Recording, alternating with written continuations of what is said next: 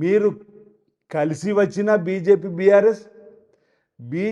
BRS విడిగా పోటీ చేసిన రాబో ఎన్నికల్లో ప్రజలు కాంగ్రెస్ పార్టీకే పట్టం కడతారని ఒక విశ్వాసాన్ని సందర్భంగా వ్యక్తం చేస్తూ మరోసారి రేవంత్ రెడ్డి గారు ముఖ్యమంత్రి ఇందిరమ్మ పాలనలో పదవి బాధ్యతలు స్వీకరిస్తారని చెప్పిన ఒక విశ్వాసాన్ని ఈరోజు మేము చెప్పే ప్రయత్నం చేస్తూ ఆ విధంగా ప్రజల ఆశీర్వాదంతో ముందుకు పోతూ ఉంటే ప్రెస్టేషన్లో మాట్లాడేటువంటి మాటలుగానే ఉన్నాయి.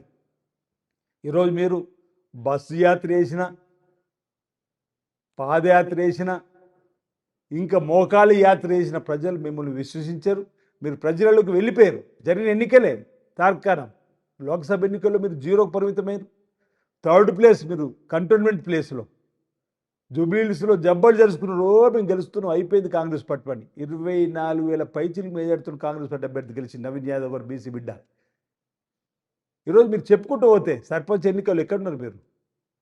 గుర్తు మీద ఎన్నికలు వస్తే మా తడాకేం చూపిస్తా ఉన్నారు. మున్సిపల్ ఎన్నికల్లో గుర్తు మీద వచ్చింది, చేయి గుర్తు దెబ్బకు ఎక్కడ వెళ్ళి పడ్డారు మీరు? 90% ఈరోజు ప్రజలు ఆశీర్వదించిన సందర్భంలో ఈరోజు ఫ్యూచర్ సిటీ నిర్మాణం చేస్తున్నట్టు ఎందుకు మీ గుండెలు దడదడ అంటున్నాయని అడుగుతా ఉన్నాం.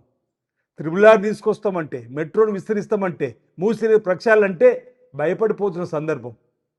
ఈరోజు ఆ జంట నగరాలలో ఈరోజు 4th సిటీ తీసుకొచ్చేటువంటి క్రమంలో సైబరాబాద్ వచ్చి జంట నగరాల్లో ప్రజలు కూడా ఇన్ని చక్కటి కార్యక్రమం అమలు చేస్తున్న సందర్భంలో రాబో రోజుల్లో ఈ విశ్వనగరంగా మారబోతుంది. కాబట్టి మేము సైతం ఇందిరమ్మ రాజ్యం పక్షాన్ని నిలబడాలని చెప్పని ప్రయత్నం చేస్తున్నటువంటి సందర్భంలో వాళ్ళు ఎటు పాల్పోలేక వారు చేసేటువంటి ప్రయత్నం తప్ప ఈరోజు మరొకటి కాదని మాట చెప్తున్నారు. కేటీఆర్ గారు ఎన్ని మాటలు చిట్ చాట్ పేరిట కానీ ఈరోజు అన్పార్లమెంటరీ భాషను వాడుతూ ప్రజలలోకి తిరిగినా కానీ బీఆర్ఎస్ పార్టీని నమ్మరు.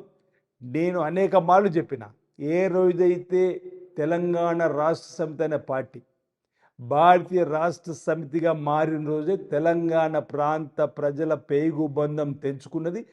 తెలంగాణ ప్రజల గుండెల్లో నుంచి ఆ పార్టీ వెళ్ళిపోయింది. అందుకే 0 ఈరోజు లోక్సభ ఎన్నికల్లో వచ్చింది.